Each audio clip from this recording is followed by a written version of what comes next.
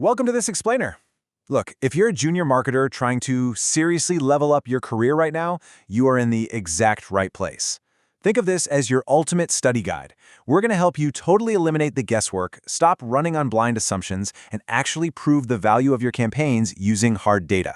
Because, let's be real for a second, success in this industry isn't measured by how many hours you put in. It's measured by results, and the undisputed king of metrics for that? Return on investment.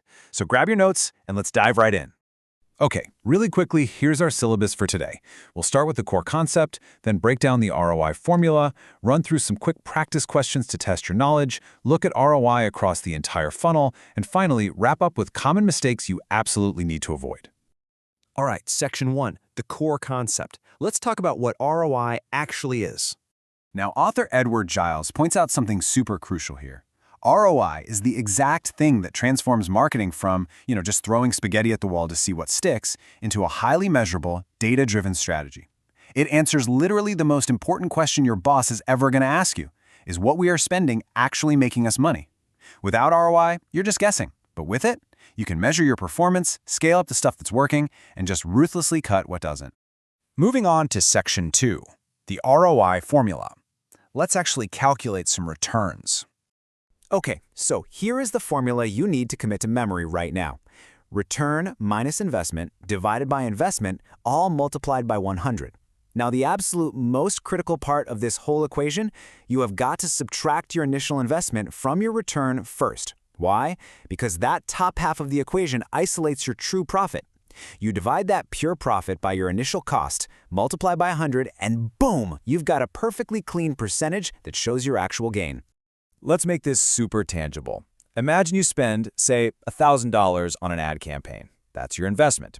And as a result, you bring in $3,000 in total revenue.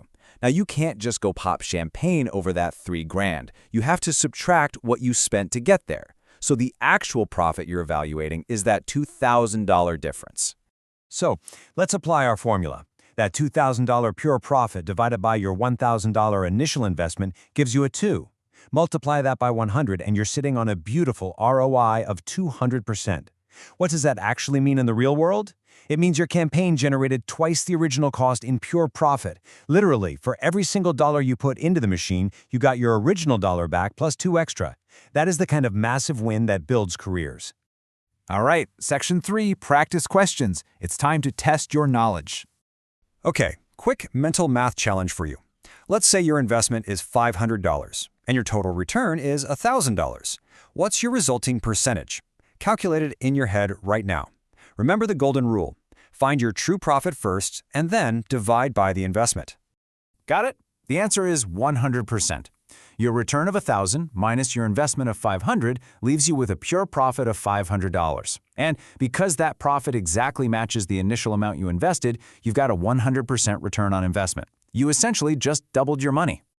Hitting those high percentages doesn't just happen by accident. High ROI comes from ruthless efficiency. We're talking about reaching the exact right people with laser-focused targeting and crystal-clear messaging.